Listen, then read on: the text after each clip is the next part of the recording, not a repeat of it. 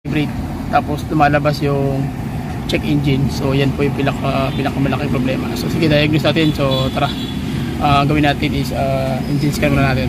So tara, let's go. Malakas yung tunog ng tambot. Ayan, kung maririnig yung tambot, so sobrang hindi maganda yung sabog. Parang may kulang na piston na pumuputok at hindi maririnig yung So ito yung problema, nanginginig yung niya, yung kanyang makina. So malakas yung nginig, tsaka malakas yung tunog ng tambot. So ayan na guys. So yung code na P0300 carbon deposit doon sa combustion chamber. So ayan. Okay.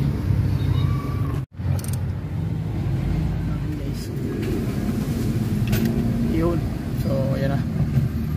Okay na.